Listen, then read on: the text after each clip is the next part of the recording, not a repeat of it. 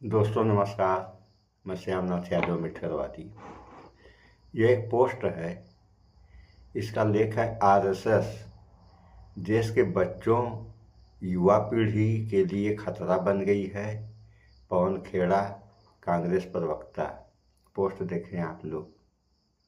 ये रहा पोस्ट। इस पे एक समाचार भी हम आप लोगों को सुना रहे हैं।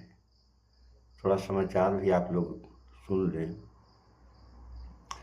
तो ये आरएसएस बच्चों के लिए जो खतरा बन गई है, खतरा क्यों बनी है, इस बारे में ये समाचार है।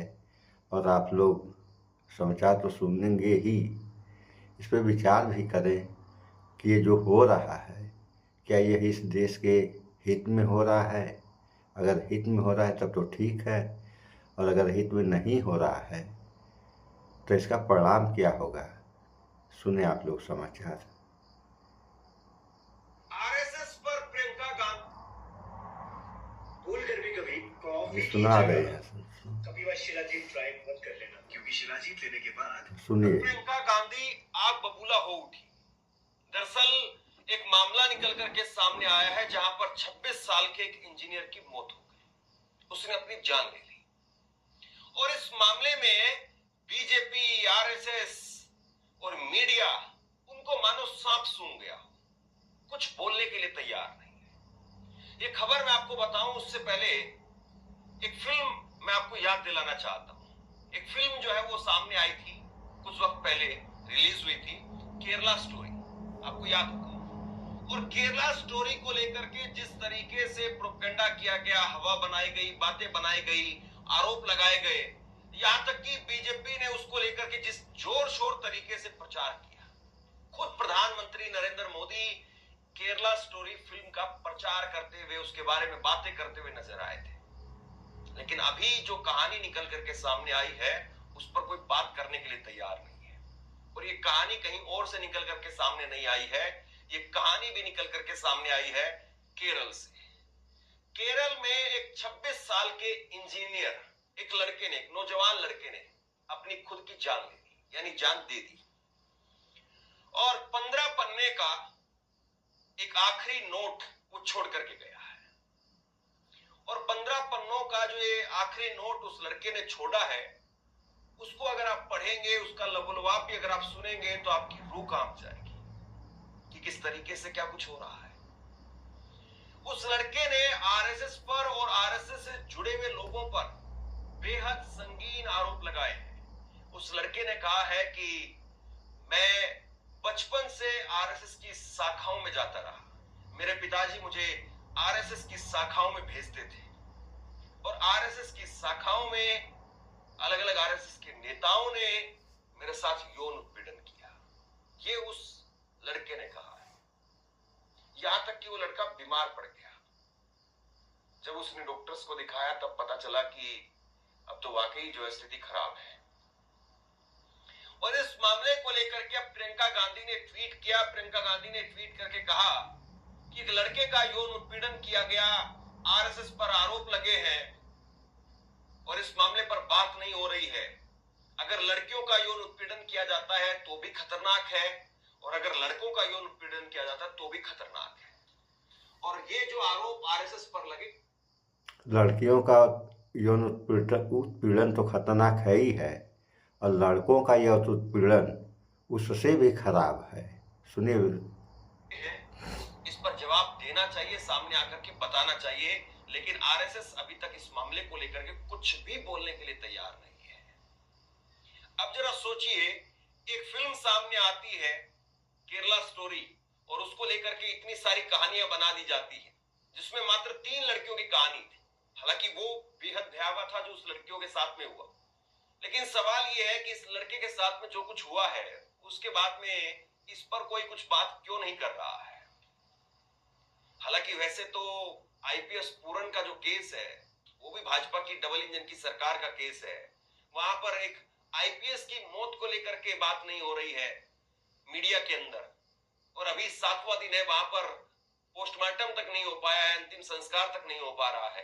तो यहां पर एक 26 साल के नौजवान, एक यूं कहें कि एक ऐसे शख्स जिसको कोई जानता भी नहीं है, उसके बारे में कहां पर कोई बात होगी? आपको लगता है कि कहीं पर बात होगी? ये इस वक्त में बहुत बड़ा सवाल है।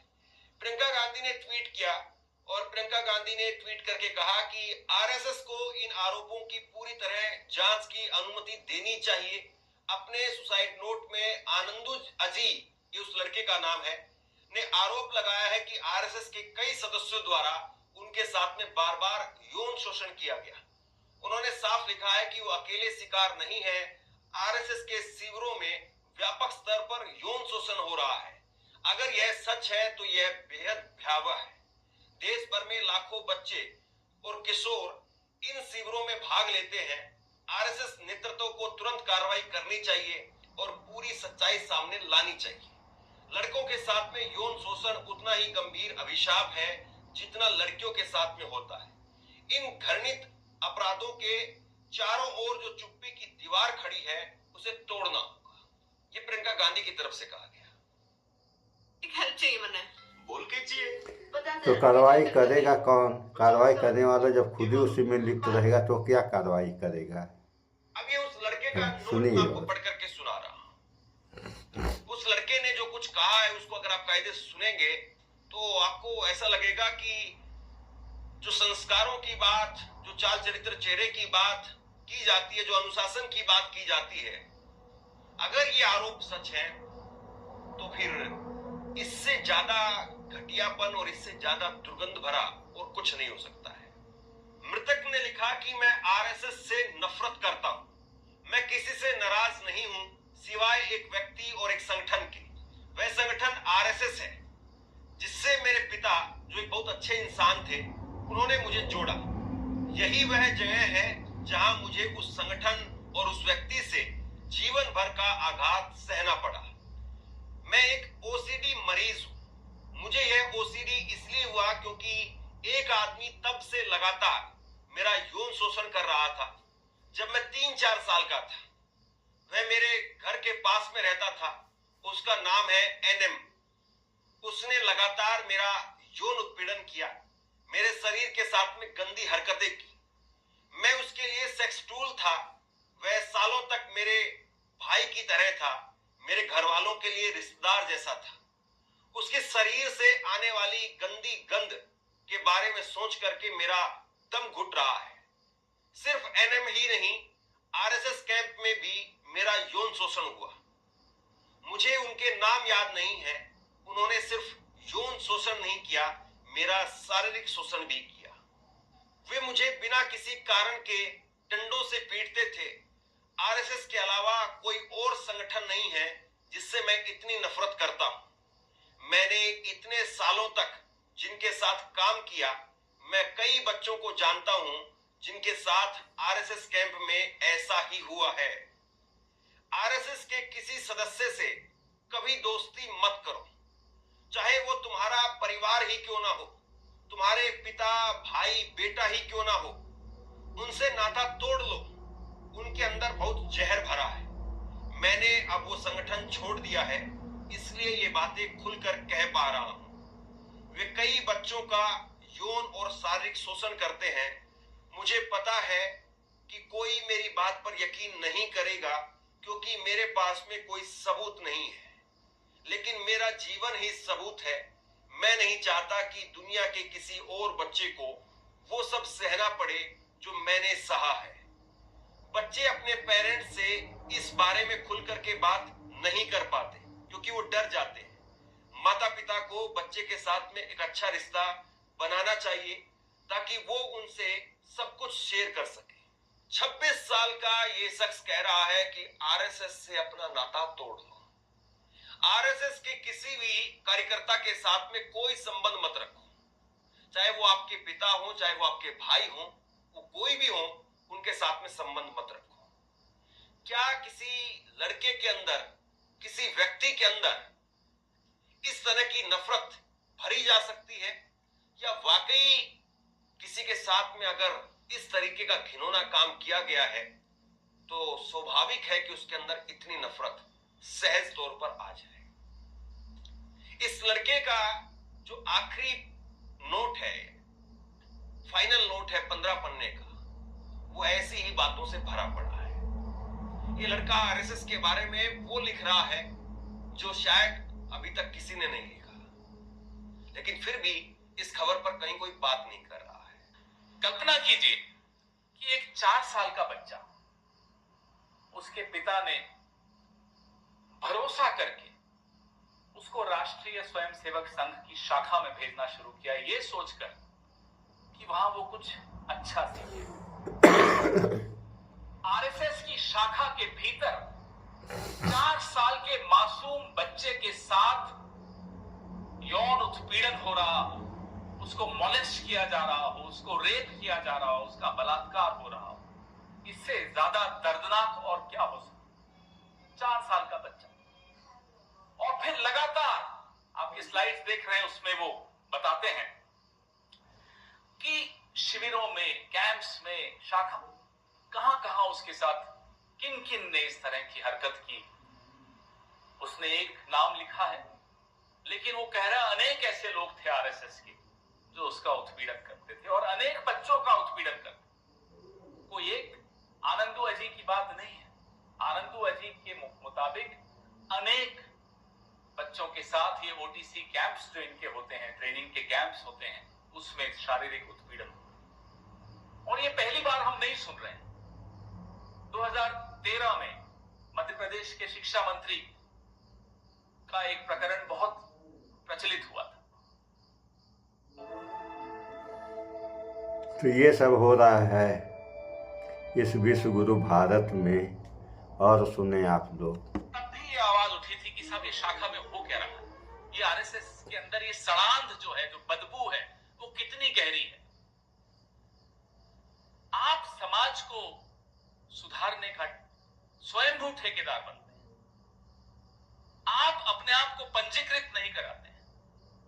आपके पास मेंबरशिप की रजिस्टर नहीं होती। आप ये पर्दे के पीछे कर क्या रहे हैं, ये जब उदाहरण आनंदू अजी के मिलते हैं तब समझ में आता है कि पर्दे के पीछे दरअसल एक सड़ी हुई संगठन जिसका नाम आरएसएस, और उसकी बदबू जब चारों तरफ फैलने लगती है तब हमें अपना नाक बंद करने का कोई अधिकार नहीं है। हमें बोलने का हमारा कर्तव्य है। हमें चिल्ला चिल्ला के लोगों को बताने का कर्तव्य है कि ये है असलियत संघ की। आपसे कुछ कहना चाहता हूं। आज के वक्त सुन लिया आप लोगों ने, कितना मुश्किल काम है, लेकिन ये असलियत है संघ की, और जिसका प्रचार खुद प्रधानमंत्री नरेंद्र मोदी लाल किले से करते हैं, और उसके कर्म ऐसे हैं। अभी और सुने आप लोग। फिल्म आई थी उसको लेकर के क्या कह रहे थे, पहले वो सुनिए। उन्होंने कहा कि ये फिल्म समाज में आतंकवाद को उजागर करने की कोशिश कर रही है। हमें बम, बंदूक और पिस्तौल वाले आतंकवाद की आवाज तो सुनाई देती है, लेकिन समाज को अंदर से खोखला करने वाले आतंकी साजिश पर नजर नहीं पड़ती है। प्रधानमंत्री एक फिल्म को लेकर के इतने सीरियस थे। प्रधानमंत्री एक फिल्म का इस तरीके से प्रचार करते हुए नजर आते, जबकि वो फिल्म थी। कायदे से प्रधानमंत्री के पास में तमाम कार्यालय है, कायदे से प्रधानमंत्री के पास में तमाम एजेंसियां हैं। वो चाहते तो केरला स्टोरी की तह में जा सकते थे। वो चाहते तो केरला स्टोरी के गुनहगारों को फांसी के तख्ते तक पहुंचा सकते थे, लेकिन वो सब करने की बजाय वो फिल्म का प्रचार करते हुए नजर आए। बम, बंदूक और पिस्तौल की आवाज तो सुनाई देती है, लेकिन समाज को भीतर से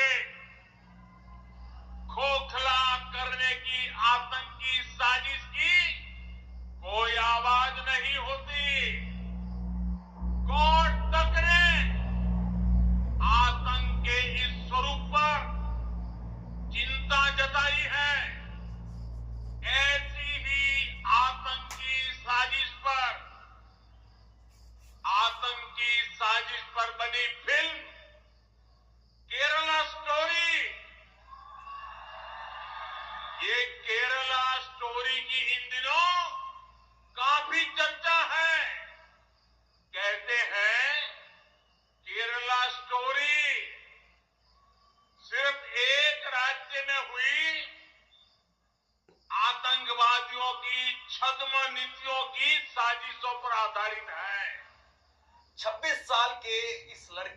क्या वाकई इंसाफ मिल पाएगा? क्या इस इंजीनियर की मौत महज 2 दिनों की खबर बनकर के खत्म हो जाएगी? और 2 दिन की खबर भी शायद मैं ज्यादा कह रहा हूं। क्या इस लड़के के बारे में बात होगी? क्या इस लड़के के बारे में आरएसएस सामने आकर के बताएगा कि ये लड़का किस तरीके का था?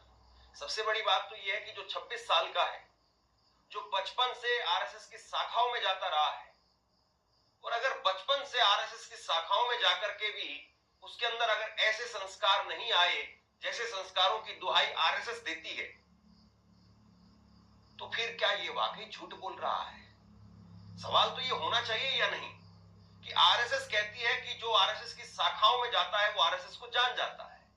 आरएसएस की शाखाओं में गए बगैर आप आरएसएस के बारे में नहीं जान सकते।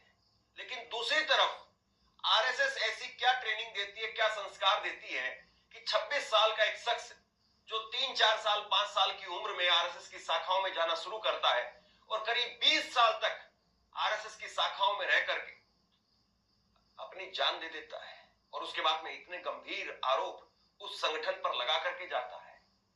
तो या तो आरएसएस जो संस्कारों की दुहाई देती है, या तो वो संस्कार आरएसएस उस लड़के को दे ही नहीं पाई। हो सकता है कि ये लड़का अब किसी के कहने पर या किसी और दूसरे मामले में इस तरह की चिट्ठी छोड़ करके चला गया आरएसएस को बदनाम करने के लिए। लेकिन फिर आरएसएस के संस्कार कहां चले गए कि 20 साल एक लड़के को ट्रेन करने के बावजूद वो ऐसी बात कह करके चला गया? या फिर आरएसएस के अंदर कुछ ऐसा उसने देखा, ऐसा उसके साथ हुआ कि मजबूरन उसने अपनी जीवन लीला को समाप्त कर लिया। साथियों, जो आनंदू अजी ने लिखा वो तो दर्दनाक है ही, खौफनाक है ही। ये एफआईआर आज भी, इसमें आरएसएस का नाम नहीं। किस बात का डर है कि जो डाइंग डिक्लेरेशन एक तरह से मान लीजिए, वो उसमें आरएसएस का नाम एक बार नहीं अनेक बार लिखता है, लेकिन एफआईआर में आरएसएस का नाम नहीं है। ये क्या आतंक है, क्या मजबूरी है कि आपको आरएसएस का नाम लिखने में डर लग रहा है? ये कैसा संगठन है साहब? सिस्टम घबरा जाए, क्या उस संगठन का होना इस समाज के लिए, इस सिस्टम के लिए, इस सरकार के लिए, इस देश के लिए अच्छा है, जिससे सिस्टम डरता हो? ये एफआईआर की कॉपी मैं आपको सर्कुलेट करूंगा। आनंदू अजी, जो उसके साथ हुआ, बचपन से होता आया, उसने उस दुर्भावना से, जो उसके अंदर एक अवसाद था, उससे लड़ने का बहुत प्रयास किया। 22 साल तक लड़ा और 22 साल तक झेलता भी रहा जो उसके साथ हो रहा। फिर उसने हार मानी।